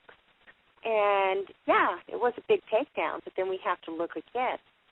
Many of the cases where people have had thousands of images on their computer, it sounds really bad in the headline news. Pastor was found with 2,000 images of explicit child pornography on his computer. Okay. You can upload that many images in the blink of an eye. So you have to look at the varying types of stinks. There's actually a virus. You don't even have to download it on your computer anymore. This virus does it for you. And as long as it's on your computer, you're going down for it. Okay, so you have to know the varying types of stings. Does the government manufacture it? Are they one of the biggest producers? Yes. Yes and yes. Okay, you would be surprised how many people in our government are involved in child pornography in one form or another. When you follow these things and you keep following every little trail and lead you get, it gets thicker as you go along. Okay, but yes, there's been many cases where people in government. The government can play both sides. Can play both sides of the equation. I mean, they can. I mean, imagine it surreptitiously, and maybe the intelligence to create there is either viruses and or even. Didn't catch all that, Tom. It was kind of breaking up. Your voice was. I was saying, well, certainly. What about the idea that the law enforcement certainly is there to do its job to crack down on illegal information holders, such as pictures and videos and so forth. But the other side of the equation is that the intelligence agencies, much like we talked about last week with regards to the intelligence agencies such as the NSA sharing information illegally with the law enforcement side of the fence, what about intelligence agencies inventing viruses and other things that I suppose in the way to feed the monster, feed the law enforcement side of it to create the very things that consumers, the child porn consumers. Well, that's exactly what they do. Now let's look at a racket. Let's look at the attempted setup of Stuart Rhodes and Dan Johnson of Panda, okay, and Luke Murdowski, who is an alternative news reporter. Let's look how that setup went, or attempted setup, okay, because these were some smart cookies and caught it. The attempted setup of these individuals, which are powerful groups. If you know anything about Panda, that's People Against the NDAA. Stuart Rhodes is Oath Keepers, and that's a huge organization. So how this thing went down was this way. Somebody using a Tor mail account, okay, emailed and pretended to be somebody that each of these individuals knows or we're just talking to. Just looked like a regular copy of an email from these individuals. There were attachments on these emails, okay? These gentlemen knew it wasn't the other person they claimed that they were talking because they had just talked to the person, so it was like a red flag, okay? So what they did is they used a device called Sandbox. Sandbox is a tool where you can see what is on an attachment on a Tor mail account before you go ahead and open it so you don't entrap yourself, because the one formula that underlines in all stings is the assumption that if you hit it, you're guilty. There's no recourse. They hit it, they're guilty, period. Okay? These gentlemen were able to see what was on it, and they documented it, and they went ahead and, called the FBI and called people in without opening it and activating it, thus eliminating the threat. The belief was that somebody else that had their computer confiscated with suspected child pornography, that it was indeed the federal government that was going after all of these accounts using the information gleaned from the seized computer. Okay, that is one type. When you get into, is the government doing it, you have to get into other types of things as well. Okay? Their crust and the whole purpose of it is to catch those that trade in child porn and the producers of child porn. common logic tells you if you take out a lot of the producers that are out there producing it, there's not going to be anything for the little fish to feed on, okay? But they're not doing it that way. They're going after everybody, okay? So the types of stings that are prevalent where you get entrapped with thousands of pictures are usually the P2P file sharing sites. Had they opened the pictures, okay, then that picture on the Tormail account, when we're talking about the setup of Panda, and we're talking about, Mr. Rhodes of Oath Keepers, when you look at that, had they opened that link, not only was there child porn, but we don't know what other virus would have been attached to it. So if you delete that, you open it, bingo, it pops up, you delete it, you're still guilty. Okay, but during the time it took you to see what it was and delete it is enough time to implement the new virus. If they can get that virus onto your computer, you don't need to do a damn thing from there. It does it all for you. Nice, right. Wrapped up with a bow, you know? Now, we've got a question here. Let's take a call from Ron from Florida. May we do that, Kitty? Yeah. Okay, hey, Kitty. Ron, go ahead. Tom. Hi, Kitty. Hi, Tom. Hi. Hey, Hi. You have to forgive me, okay? I'm going to try not to cry through any of this here, but I'm going to try to be short, okay? And, okay. A lot of talk has been talked about the constitutional amendments in the United States and how the U.S. government actually violates a lot of those, the First Amendment, the Fourth Amendment and stuff. And I don't hear a lot about the Eighth Amendment of the Constitution of the United States. And I'm a young man. I still consider myself a young man. I'm 50. I just turned 52. And I've been on the registry since 1998. During that time, a lot of things have happened, and I've taken it very personally. I've never touched another human being. There's nothing like that. And I was put on this registry, and I've had 5 heart attacks since 2002. I've had a double bypass surgery, and I have lived a nightmare. And it seems like the Eighth Amendment of the Constitution, I thought, was supposed to protect people from that. And what's sad is 2 years ago, my wife and I, we went to Russia to visit her family, and very excited. And I had traveled out before, and I came back, and there was an Angel Watch program, and I was stopped at the airport, and they searched my luggage, and I was released and all that stuff. And 6 months later, I was arrested, and I'm considered a refender for failure to register. I didn't know that I had to register my trip. And I'm going through this whole nightmare again from 1998. This whole thing, costing me everything I have. That's part of to what defend Caution myself. Click is trying to change. I'm sorry that you have to go through that. And I've always been very, very careful to make sure I do everything that I'm supposed to do. Always try to be very, very careful. And there was no intent on my part to do anything wrong or anything like that. I just went to be with my wife and her family and to meet all her family for the first time. And it's just, with my health the way it is, I just don't know how much more it is I can take. And suicide has always been in the back of my mind, always, because there's got to be a better life than what I'm living now. And I'm a good man. There is. Don't ever. That's not the way out. What is the way out is what you're doing right now. You're talking about it. Part of that education, you've been explaining to people that you are not a sex offender, okay? You are not. I know. And you have to go through that and be registered and then reoffend. Let's talk about padding those numbers for their books, okay? Let's talk about that. Yeah, that's not fair. That's the scary thing. That's the scary thing. And today I went to court today and they offered me 2 years probation. But I can't go through that again, Kitty. I can't do that. I've already been through that nightmare. I was on for 2.5 years, and it was difficult. And everything that I've worked for now would be gone. Everything. They wouldn't let me do my job that I do. They wouldn't let me do the things that I do now, And it's like I can't go backwards anymore. And this whole system, the whole registry system, the whole thing is wrong. It's not only is it wrong, but there's proof out there that the registry doesn't work the way that people think.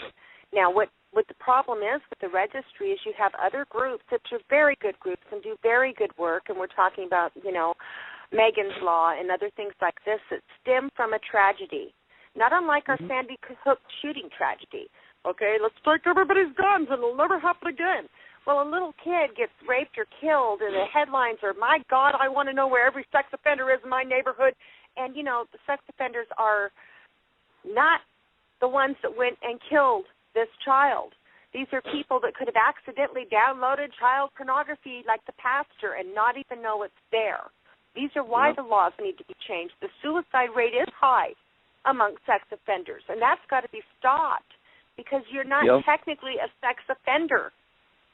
You are not the same person that. Now, Ron, are you a member of the Florida Action Committee led by Gil Cota?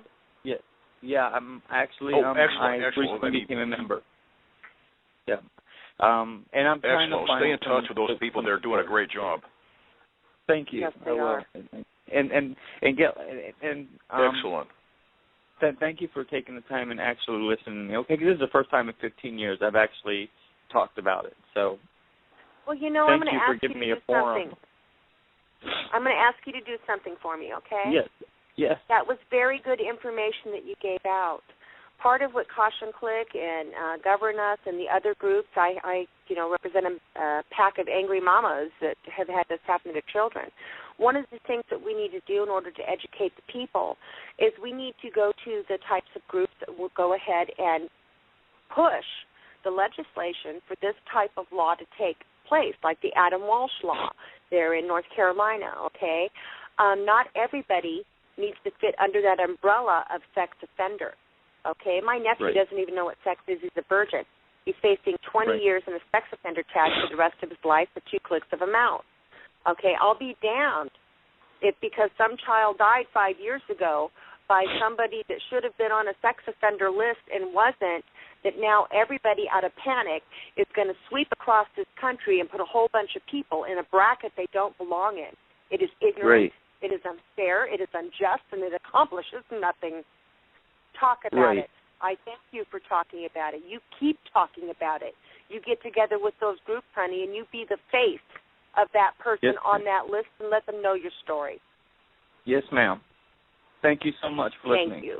Thank you for coming on, Ron. You're welcome. And hang in there. Sam, if you could get Ron's number, I want to talk to him personally later on, but thank you very much, Ron. And anyway, 661, you're on the air. Go ahead. 661, is that me? I've got somebody with area code 661. Go ahead. Yeah, it's you. Go ahead, please. All right, yeah, I'm the guy from Salem. I lost the Skype, so I called back. Anyway, so I'm listening to the show, and I'm listening to Kitty. And, me and you are going to see each other in a couple of days anyway, Tom. So I will be, even though you sent me that email. What is that thing with the emails? Now, how do we know?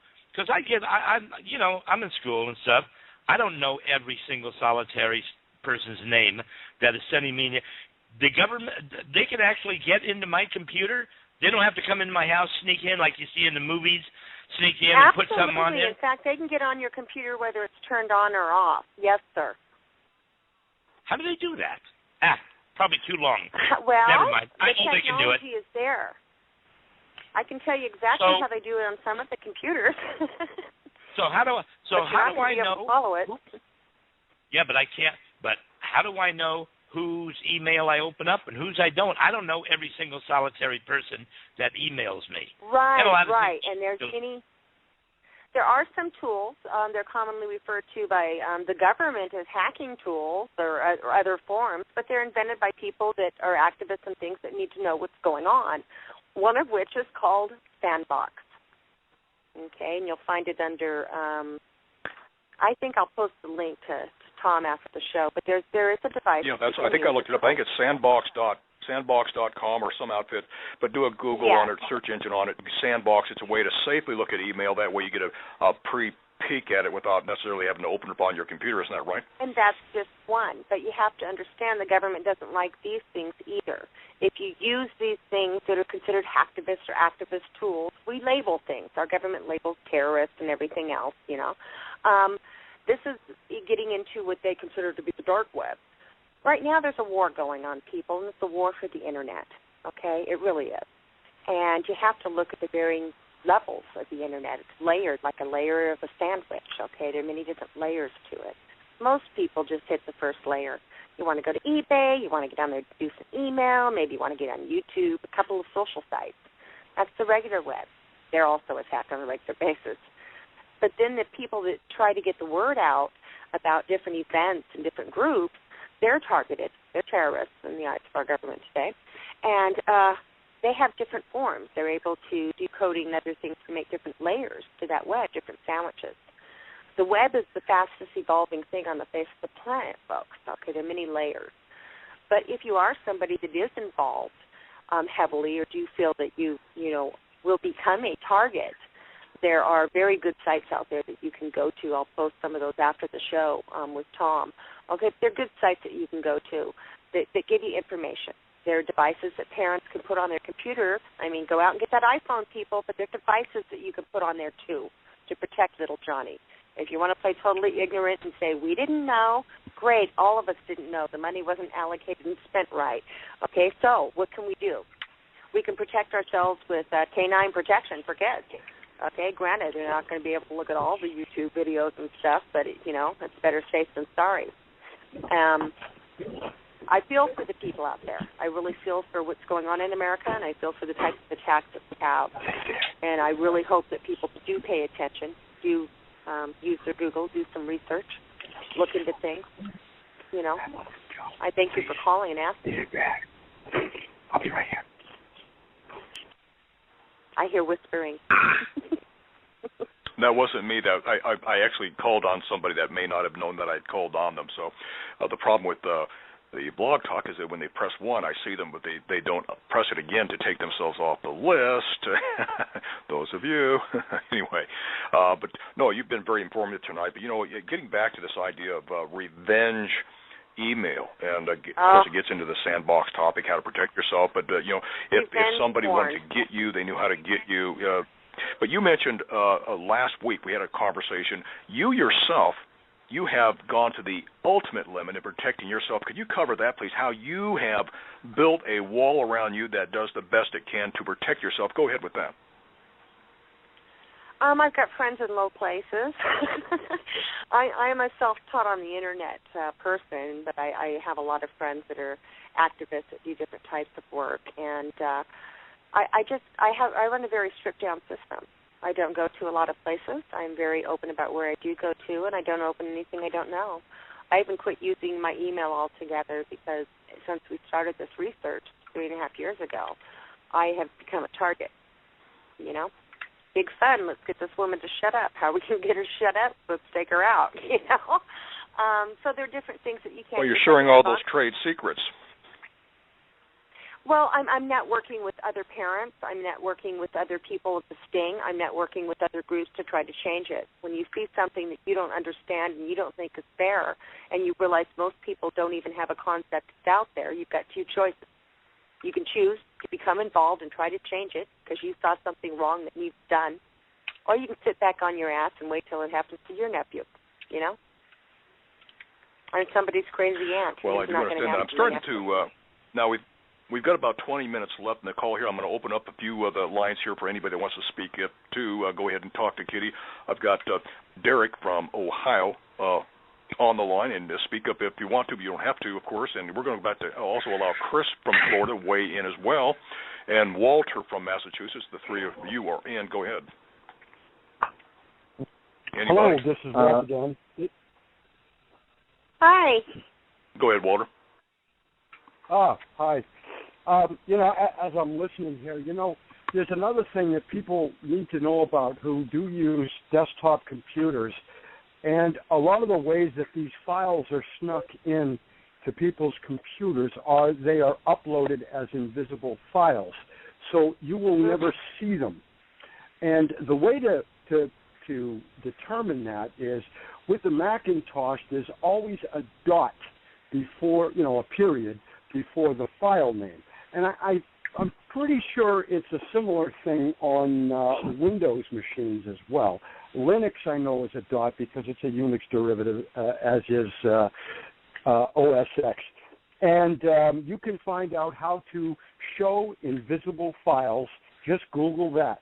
Show invisible files and then add your operating system there.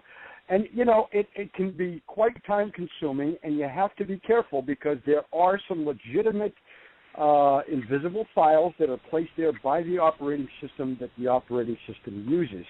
However, one little trick that I learned is the file extension will usually be either a JPEG, JPG, a GIF, GIF, or a PNG. Those are the ones. If they're invisible, boy, you better take a look at those and get them off of there quick if you find that they're not part of some application or the operating system's graphical interface. That's one way a lot of people have been bagged. I've also heard that, you know, there are ways through applications alone that if people put up upload invisible files to your system, and you have a default application set to recognize JPEGs, GIFs, and everything, somehow they've managed to arrange it so that when the application starts up, the dot no longer exists in the file name. And usually usually these graphical images that are unlawfully uploaded to your computer by our government are pornographic in nature or incriminating. And I'm not saying it's always the government, because I happen to know some very bad black hat hackers that do that to their enemies all the time. And so, you know, it's very dangerous to be running a computer today without good, solid knowledge of how it works. And if I could just say one last thing, if you're connected to a Wi-Fi network in your home, every time you're done with the computer, shut off the wireless connection from your computer to the wireless router. In other words, that is so important, because people don't realize that. They think because I'm off the computer that that's not still going, and they don't have access to my computer because it's shut off. Wrong. You would be wrong. That's right. Now, on the Wi-Fi, we in our home have it's Wi-Fi, of course, but it is protected with AES encryption, so it's encrypted personal. I think it's PSR2. PS2, so it's fairly encrypted. So but again, if you haven't got encryption turned on, like you say, turn it off. We leave ours on 24/7 with it doing auto shutdown between let's say 1 a.m. and 5 a.m. just to make sure it's off at least some of the time. But if you have any knowledge on that, speak to that. But I'm a former tech myself, and I understand what that means.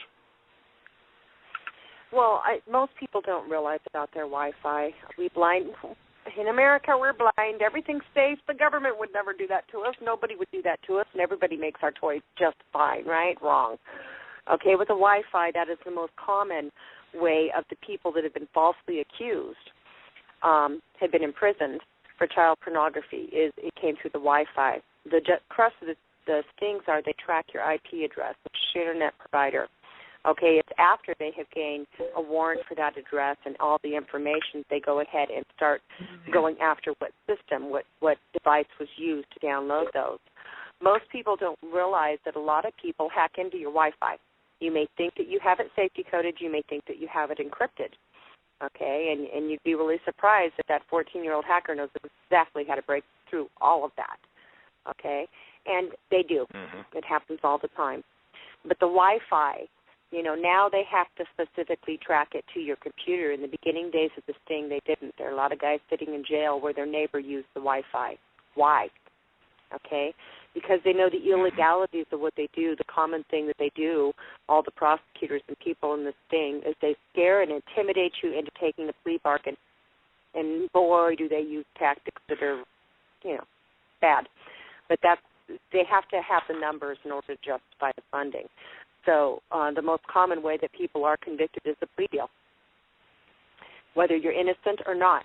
When that prosecuting attorney's looking at you saying, the jury's going to see 5,000 pictures of child porn, and most juries don't even know enough tech information to digest what they're hearing. Now let's talk about ransom. You had on another show you had done. I remember hearing you talk about how there are some outfits out there that if you go across a pornography site that's an adult site, you can get involved with them trying to get ransom from you. Please cover that. You don't even have to go anywhere. Part of the virus that goes around is ransomware. A lot of people have struck this, so let me explain how it works. I'm on my computer, and all of a sudden an FBI symbol pops up on my screen. My camera is activated, and it's taking a picture of me. That picture now appears on my screen. This is the Federal Bureau of Investigation, and we have spotted child pornography on your computer. Your computer is now seized up, and the virus will seize up your computer. Okay, most people don't know that you can manually shut it off and reboot, and that this is a virus. In order to get this virus off, you must pay us X amount of dollars. Okay? And we are right now informing the FBI, we're informing and going after you. So you call the number that they print up there. Okay? This is one of the fastest growing things in America. It plays off the fear of anybody having child porn. Okay? It plays off the fear that is going around America because that's a very fearful thing. So what the ransomware does is ransomware then gets your, depending on your WePay, PayPal, credit card, they're not prejudiced. They use it all, okay? It is a way to get money out of people out of fear. And it's dirty, it's nasty, it is sweeping America. And I don't know how many times the telephone has rang with, Kitty, it's on my computer. I said, okay, let's do a manual shut-off, and let me tell you how to get this off. And that information. In the first place, the FBI isn't going to give you a head start. Yeah, the FBI is not going to give you a head start warning anyway to say, hey, we're going to come down next week. So they're not going to charge you for that thing. Yeah. Exactly. Yeah, but what it is it's an industry that's sprung up on the fear. Yeah. Now, what is it that we haven't covered in this program? We've got about 12 minutes left before the hour runs out. What things should we be talking about that we haven't yet? Go ahead, do that. We're going to talk about revenge porn. Revenge porn. Revenge porn is also one of the fastest growing things. What that is mom and dad are fighting over little Johnny. Mom wants to get dad set up with child pornography on his computer so that little Johnny ends up in her custody. That's one scenario. Revenge porn is the deliberate implantation of porn on your computer. These people are smart enough to know how to use, know what you do, and know how to use different devices to go ahead and implant child pornography on your computer, and go ahead and ring that bell so that people that are doing the porn suites can see it. The other is Porngate. Porngate is the deliberate implantation of child pornography to take out one's opponent or alternative news media reporter or political figure, or an aide to a White House. There was a recent killing of a gentleman that committed suicide, that was found with child pornography on his computer. He was an aide, congressional aide. So what you need to look at is the many different types of stings. Not only do we have the government conducting stings, but child pornography is one of those offenses that literally does ruin your life. So it is also being used as a weapon. That's terrifying, absolutely terrifying. And as you speak out, as I have spoken up, and if I look at the switchboard right now, I see there's probably a good dozen people that they're out there either fully or partially, and they become targets. And we need all of us to start really thinking seriously about defending ourselves. It is an information war out there. And what things have you done besides, of course, you've mentioned that you've taken the measures you have, such as no computer at home, no email, that kind of thing. Are there other things that we can do to help defeat this Porngate revelation that we are all under attack at some point if we're not careful? Absolutely. You can become informed. You can join cautionclick.com. You can discover what a real child pedophile is versus somebody that has been set up. We need to declassify the laws the way that they're written right now and write the new laws to fit the modern-day society and the modern-day predators. I believe it ought to be a federal offense just as bad to use porn as a weapon as it is if you're producing child pornography. I also personally believe that if you were somebody that hit child pornography and did not know what you were doing, that you should not have the rest of your life ruined with a sex tag and possibly be killed by neighbors out there. You know, they go after child pornography people and people that have the sex tag, they go ahead and they burn these people. They can't live anywhere. You know, that you want to hang them high because of the stigma attached to that. Well, stigma only exists if nobody talks about it, and I'll be damned if I'm going to ever come across that as a weapon or see anyone else fall because of our ignorance of not wanting to talk about subjects we need to be talking about. When we turn a blind eye and let governments run rapid things, we have a problem. Sadly, our representatives in state legislatures and certainly in Congress are just as ignorant as anybody else is. You know, people that run for legislatures, they're ordinary people like you and me. They run for office. They think they've got a specialty. Maybe they understand something about trucking, and now they're a legislator. But you know, when they're in the legislature, they're just ordinary citizens, grappling with lots of new things as a legislator, and they don't know these things. So I guess all of us are really should be thinking about educating those legislators. If you have the ability, one of the things that I have the hardest time doing, and I've learned to perfect it because I've been doing it for 3.5 years now, is I have to explain all of this to the mindset of a child, okay? So if we use those same tactics to explain it to legislatures that have no clue what we're talking about, we go all techie, all they hear is, wah, wah, wah, wah, wah. But if we can explain it to the mindset of a child and have that child understand it the way that we did with Andrew, we can use that same tactic to aggressively go after our legislators and lawmakers. And unfortunately, that's what we have to do. Yes, America, we have to dumb it all down for everybody so that everybody can understand it, to include those that make the laws. Isn't that sad? Yeah, so let's go to the phones now. We got about 8 minutes left. I'm going to pick on, go back to, Marlene from Oregon. You're on the line with Kitty. Go ahead if you have any questions, please. Yes, Kitty, I've learned so much from you on this because I never realized that they went after people, especially children with disabilities like that.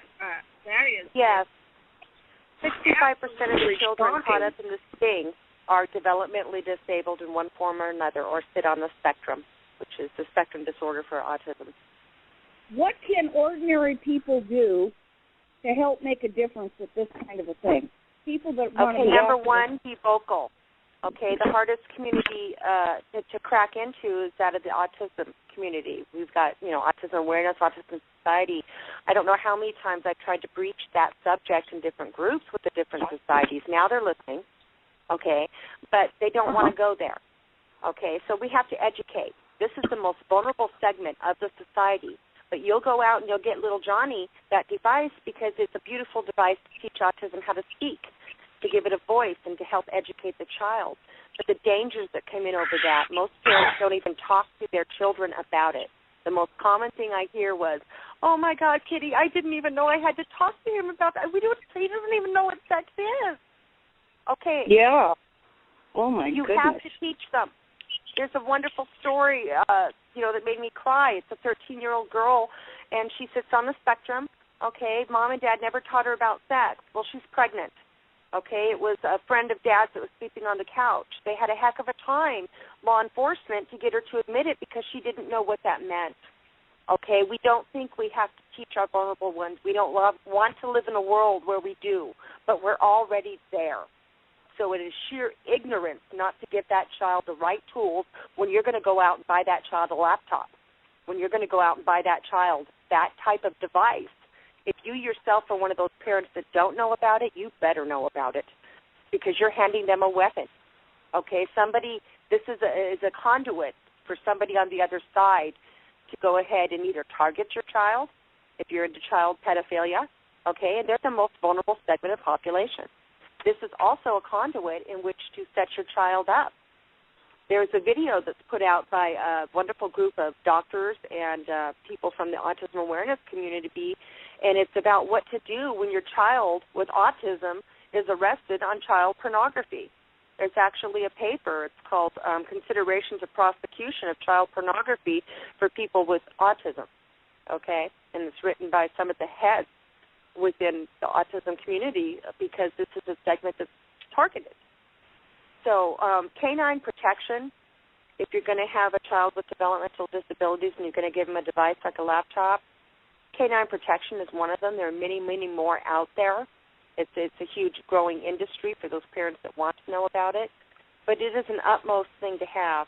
You have to have protection on that computer for that child or that individual, just like you would have a seatbelt while in the car.